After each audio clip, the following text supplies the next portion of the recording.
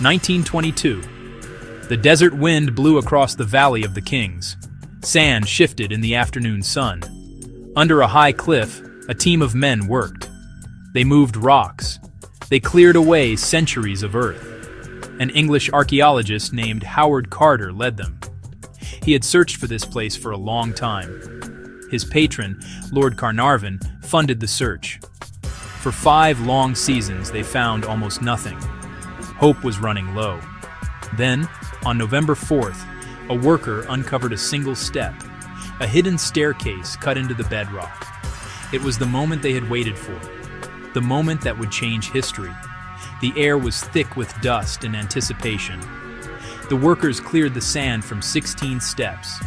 At the bottom, they found a plastered doorway. On the plaster were ancient seals. They were the marks of the royal necropolis. Carter knew he was close to something important. He sent a telegram to Lord Carnarvon in England. He told him to come quickly. They had found a tomb that appeared untouched, a tomb that had been sealed for over 3,000 years. Carter waited for Lord Carnarvon to arrive. They stood before the sealed entrance. The lamplight cast long shadows on the stone. Carter made a small hole in the upper corner of the doorway. He held a candle to the opening. He peered into the darkness beyond. The air that flowed out was hot. It smelled of perfume. It smelled of oil. It smelled of time itself. Can you see anything? The world held its breath, waiting for the answer from the past. Carter's reply would become famous. He was silent for a moment. Then he spoke, his voice filled with awe. Yes, he said, wonderful things. Inside, the candlelight flickered across a hoard of treasure. Piles of gold, strange animal statues, gilded chariots, ornate couches. Everything was in a state of organized chaos. It was the antechamber of a forgotten pharaoh. The tomb of the boy king, Tutankhamun, had been found. The door was opened, and with it, a story began. The world became obsessed with King Tut. Newspapers printed every detail. Photographs from the tomb filled the pages. People saw the golden throne. They saw the graceful chests and the sentinel statues guarding an inner chamber. Howard Carter and his team began the slow, careful work of cataloging every object. Each piece was a miracle, a direct link to a lost world. Lord Carnarvon made it possible. He was the wealthy English aristocrat. His money and faith in Carter had unlocked this incredible secret. He was at the center of the world's attention, a hero of archaeology. 1922. The team worked with painstaking care. They photographed each item in its place. They gave each object a number. The air in the tomb was still and heavy. It was a place that had not seen light or felt a human touch for millennia. The treasures were dazzling. There were beds shaped like lions. There were boxes inlaid with ivory and ebony. There were golden shrines, nested one inside the other. It was more than they had ever dreamed of finding. The discovery confirmed that the Valley of the Kings still held its secrets. Just a few months after the grand opening of the burial chamber, tragedy struck. In the spring of 1923, Lord Carnarvon was in Cairo. He was staying at the Continental Savoy Hotel. One morning, while shaving, he accidentally sliced open a mosquito bite on his cheek. The small wound became infected. It was a minor injury, but it refused to heal. Soon, he fell gravely ill. He developed a high fever. The infection spread through his body. He grew weaker and weaker. Doctors were called, but they could do little to help him. 1923. The first death strikes.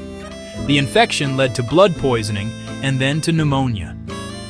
In the early morning hours of April 5, 1923, Lord Carnarvon died. He was only 56 years old. At the very moment of his death, a strange event was reported. All the lights in the city of Cairo suddenly went out. The city was plunged into darkness for several minutes. At the same time, back on his estate in England, Carnarvon's favorite dog, a fox terrier named Susie, let out a howl and died.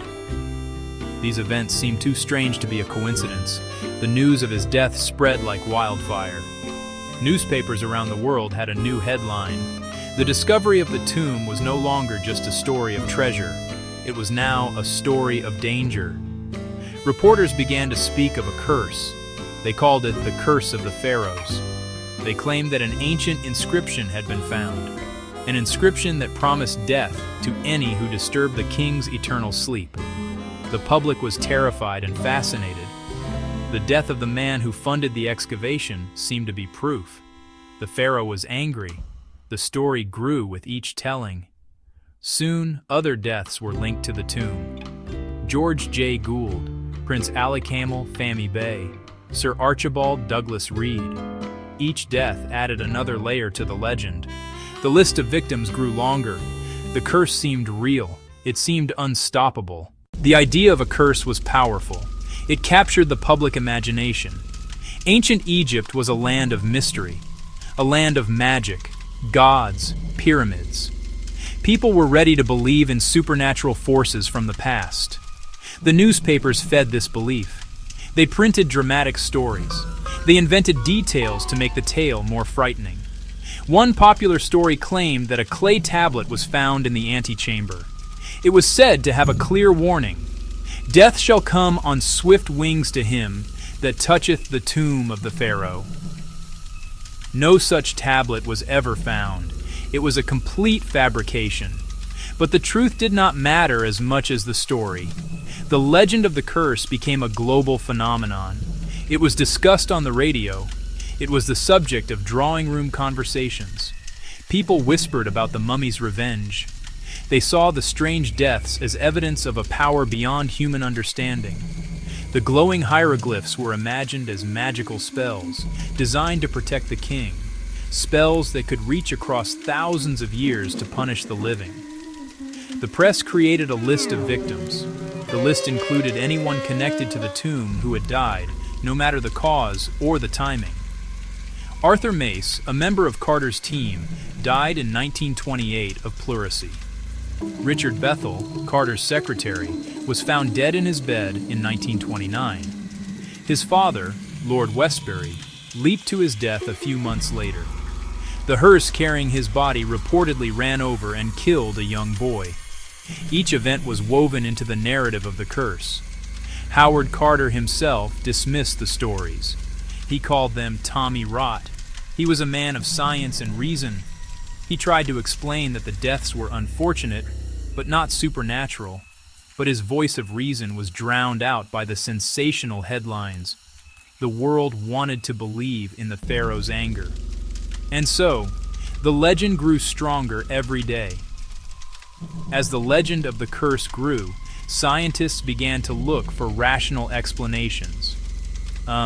They did not believe in ancient magic. They believed in evidence. They believed in things that could be tested and measured. One of the first theories they proposed was based on biology. A tomb sealed for 3,000 years is a unique environment. Dark, still, dry place.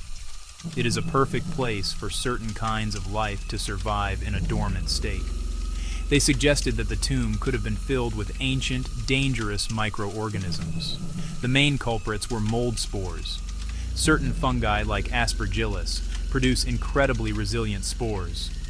These spores can lie dormant for centuries, even millennia. When the tomb was opened, the sudden rush of fresh air and the disturbance from the excavators could have sent these ancient spores flying. The archaeologists would have breathed them in. In someone with a weakened immune system, these spores can cause a serious lung infection, aspergillosis. Symptoms: fever, cough, difficulty breathing similar to pneumonia. This theory fit Lord Carnarvon's death. He'd been in poor health after a serious car accident. His lungs were weak. A mosquito bite could have further weakened him, making infection more likely. Breathing a high concentration of ancient mold spores could have been the final straw. Modern studies support this. Scientists taking air samples from open tombs found high levels of potentially harmful bacteria, found high levels of potentially harmful fungi. Today, archaeologists entering sealed tombs wear respiratory masks, a standard safety procedure, a direct result of lessons from Tutankhamun's tomb. Another scientific theory focused on chemistry, not biology. The ancient Egyptians were masters of preservation. They used a complex array of substances to mummify the dead and to protect the objects in the tomb. These substances could have been toxic, the paints used on the walls, paints on artifacts, lead, arsenic, the oils and resins used in burial rituals, from plants that are poisonous. Over thousands of years in a sealed chamber, these materials could have broken down. This breakdown process could have released toxic gases into the air: formaldehyde, ammonia, hydrogen sulfide. Furthermore, the tomb was located in a region where the bedrock naturally contains uranium. This uranium decays over time, producing radon gas. Radon is a colorless, odorless, radioactive gas. Long-term exposure to high levels of radon is known to cause lung cancer. While a short exposure in the tomb would be unlikely to cause immediate death, it could have contributed to long-term health problems for the excavators. Natural radon, chemical fumes, heavy metal dust. This theory of a toxic tomb provides another possible explanation for the illnesses that followed the discovery. It suggests that the danger was not a supernatural curse, but a chemical cocktail, the result of ancient practices and natural geology. There is another explanation, one that lies not in the tomb, but in the human mind.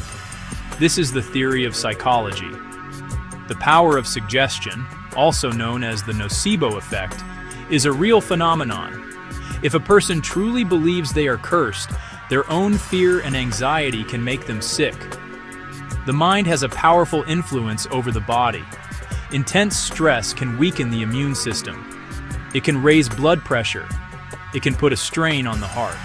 Consider the atmosphere in the 1920s. The world was enthralled by the story of the curse. The press was relentless. Every misfortune was blamed on the pharaoh's wrath. If you had been in that tomb and read those stories every day, it would be hard not to feel dread. Every cough, every headache, every minor ailment could feel like the beginning of the end. Lord Carnarvon himself may have been a victim. He was surrounded by the hype. When he fell ill from a simple infection, the idea of the curse was in the air. The fear and stress could have hindered his recovery.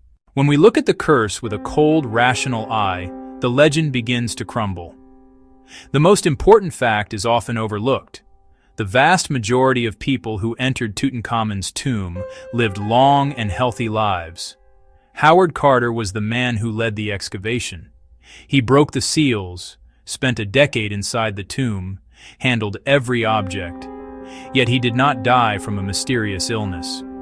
He died in 1939, 17 years later, from lymphoma at 64. Let's look at the so-called victims. Many of the connections are thin. Lord Carnarvon died. He was in poor health. He died from infection leading to blood poisoning. In the 1920s, before antibiotics, infection was a common killer. 58 people were present when the tomb was opened. Only 8 died within the next dozen years. This is not statistically unusual, given ages and health. Modern science has found no smoking gun. Studies of sealed tomb air and dust found mold spores, bacteria, but not at lethal concentrations for a healthy person. Toxic gases, radioactive radon gas, are typically too low to cause immediate harm. The evidence for a physical killer is weak. Most likely explanation: coincidence, pre-existing health issues, less advanced medicine in the 1920s. The curse story was a media creation, a perfect storm, spectacular discovery, sudden death, public hungry for mystery. The deaths were real, the suffering was real, but the connection was a story, not a fact. The curse narrative cherry-picked data. It focused on the few who died and ignored the many who lived.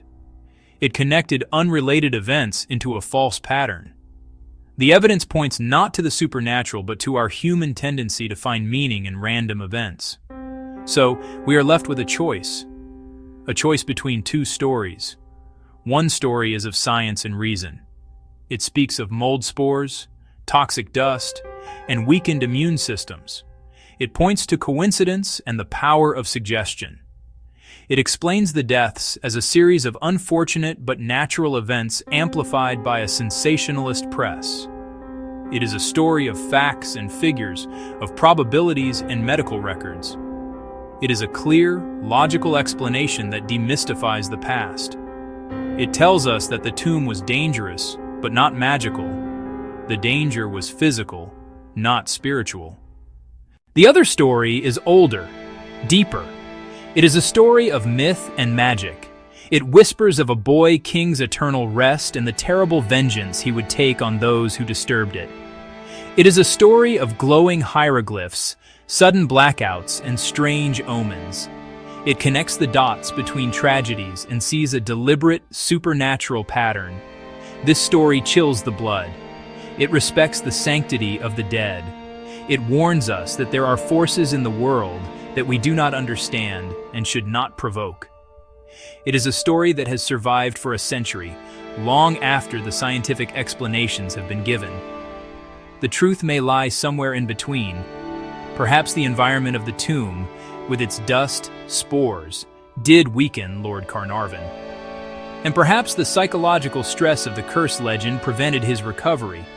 Perhaps science explains the how, but the myth explains the why in a way that resonates with our deepest fears and wonders.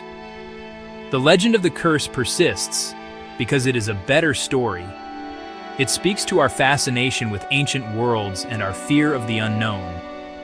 It reminds us that when we touch the past can sometimes feel like it is touching us back. We have examined the evidence. We have heard the scientific theories. We have felt the chill of the legend. We are left in the quiet of the desert, with the wind blowing over the sand that hid the tomb for so long. The gold still gleams. The mummy still rests. The story is not over. It continues to be told, and it continues to haunt us. We look at the serene, golden face of the young pharaoh, and we must ask the final question ourselves. The answer lies buried, not in the tomb, but within our own beliefs. Was it ancient magic? Or something far more real,